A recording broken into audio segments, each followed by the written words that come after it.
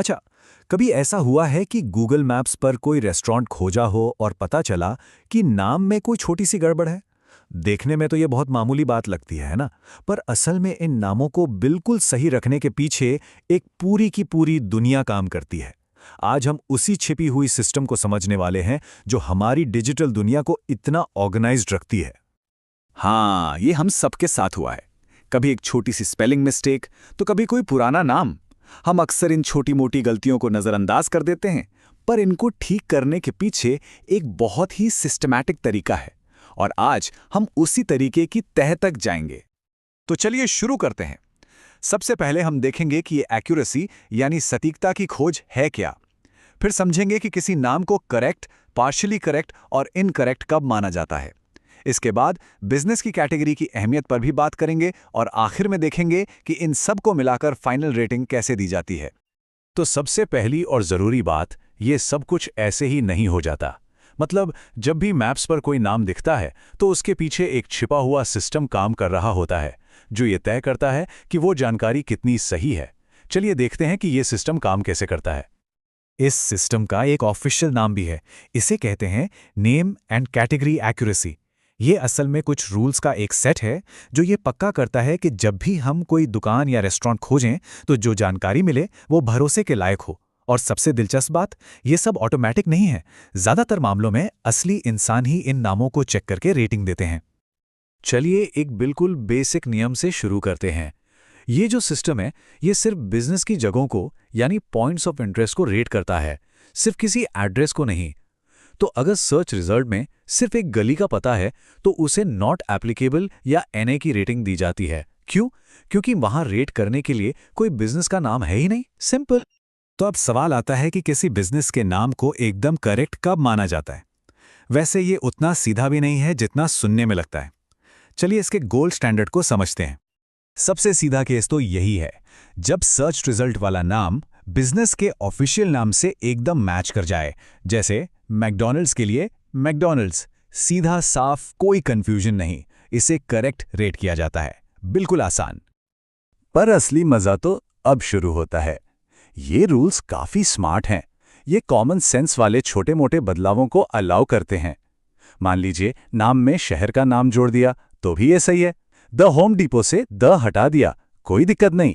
यहां तक कि अगर कोई स्टाइलिश लोगो है, उसे सिंपल टेक्स्ट में भी लिख दिया तो भी उसे करेक्ट ही माना जाएगा।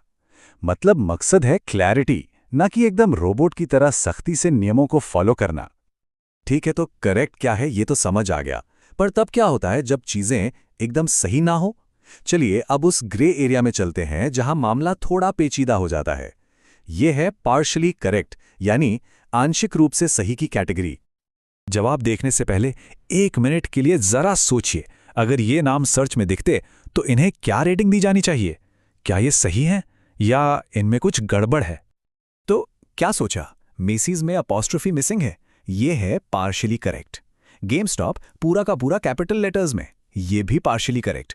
और यूहॉल का ये अजीब सा रिपीटिशन, हाँ, ये भी पार्शियली करेक्ट ही है। मतलब सीधा सा है, नाम पहचाना तो जा सकता है पर उसमें कोई ना कोई गलती है। पार्शियली करेक्ट का एक और बड़ा इंटरेस्टिंग केस है जिसे सर्विस लेवल मिसमैच कहते हैं।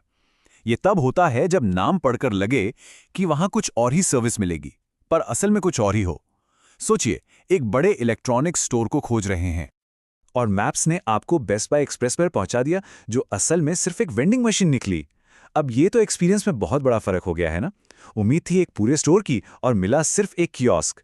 इसीलिए इस नाम को पार्शियली करेक्ट रेट किया जाता है। चलिए, ग्रे एरिया तो हमने देख लिया। अब बात करते हैं उन केसेस की जहां कोई डाउट की गुंजाइश ही नहीं है। ये वो नाम है जो बिल्कुल पूरी तरह से इनकरेक्ट यानी गलत हैं। यहां कोई दो राय नहीं हो सकती। एक छोटी सी स्पेलिंग मिस्टेक भी बहुत बड़ा फर्क डाल सकती है। अब आइकिया जैसे छोटे से नाम में सिर्फ एक अक्षर बदलने से वो बिल्कुल ही अनजाना सा लगने लगता है। IEA क्या है? कोई फर्नीचर स्टोर या कोई सरकारी एजेंसी? ये जो कंफ्यूजन है, ये यूजर के लिए एक बड़ी प्रॉब्लम है, इसलिए इसे इनकरेक्ट माना जाता है। और ये तो एक क्लासिक एग्जाम्पल है। टाको बेल को टाको बुल लिख देना सिर्फ एक स्पेलिंग मिस्टेक नहीं है, ये तो नाम का मतलब ही बदल देता है। क्या पता ये कोई और ही रेस्टोरेंट हो। ये जो एम्बिग्विटी है, जो कंफ्यूजन है, ये इसे तुरंत इनकरेक्ट बना देती है। इनकरेक्ट कैटेगरी में और भी बहुत कुछ आता है, जैसे स्लैंग या निकनेम का इस्तेमाल, जैसे मिकी डीज की तरह। ये ऑफिशियल नहीं है। किसी जगह का पुराना नाम यूज करना, ये भी गलत है। नाम में कुछ ऐसा जोड़ देना जिससे कन्फ्यूजन हो, जैसे वॉलग्रीन्स पिज्जा, या फिर दो बिल्कुल अलग अलग कंपनियों को मिक्स कर देना, जैसे यूपीएस और यूएसपीएस। ये सब के सब इनकरेक्ट रेटिंग में ही आते हैं। अभी तक तो हम सिर्फ नाम पर ही फोकस कर रहे थे, लेकिन इस रेटिंग का एक और बहुत जरूरी हिस्सा है जिसे अक्सर लोग नजरअंदाज कर देते हैं, पर वो उतना ही इंपॉर्टेंट है, और वो है बिजनेस की कैटेगरी। तो अब यहां पर सबसे जरूरी बात आती है, और शायद ये इस पूरे सिस्टम का सबसे इंपॉर्टेंट रूल है। कैटेगरी की एक्यूरेसी सबसे ऊपर है। अगर नाम बिल्कुल परफेक्ट है लेकिन कैटेगरी बिल्कुल गलत है, तो पूरी की पूरी रेटिंग इनकरेक्ट हो जाती है। इसमें कोई एक्सेप्शन नहीं है। एक एग्जाम्पल से समझते हैं। वॉलमार्ट को ग्रोसरी स्टोर की कैटेगरी में रखना सही है क्योंकि वहां किराने का सामान मिलता है, लेकिन मेसीज, जो कि एक डिपार्टमेंट स्टोर है, उसे बार की कैटेगरी में डालना तो पूरी तरह से गुमराह करने वाला और गलत है। अब इससे कोई फर्क नहीं पड़ता कि मेसीज नाम एकदम सही लिखा है, गलत कैटेगरी ने पूरी रेटिंग को इनकरेक्ट बना दिया। ठीक है, तो हमने नाम को भी देख लिया और कैटेगरी को भी अलग अलग समझ लिया। अब आता है असली हिस्सा। इन दोनों को एक साथ मिलाकर देखते हैं कि फाइनल रेटिंग कैसे तय होती है। तो जो रेटर होता है उसका प्रोसेस 3 सिंपल स्टेप्स में होता है। पहला, वो नाम की करेक्टनेस को चेक करता है। दूसरा, वो कैटेगरी की एक्यूरेसी को चेक करता है। और आखिर में इन दोनों को मिलाकर फाइनल रेटिंग तय करता है। नाम, कैटेगरी और फिर फाइनल रेटिंग, एकदम सिंपल। और ये स्लाइड सब कुछ एक साथ दिखाती है। ये वो फाइनल मैट्रिक्स है जो बताता है कि पूरा सिस्टम कैसे काम करता है। सबसे बड़ी बात यहां क्या है, ध्यान से देखिए। अगर कैटेगरी इनकरेक्ट है तो रिजल्ट हमेशा इनकरेक्ट ही होगा, चाहे नाम कितना ही परफेक्ट क्यों ना हो। ये टेबल ही इस पूरे रेटिंग सिस्टम का निचोड़ है। तो ये सब हमें एक बड़े सवाल पर लाकर खड़ा करता है।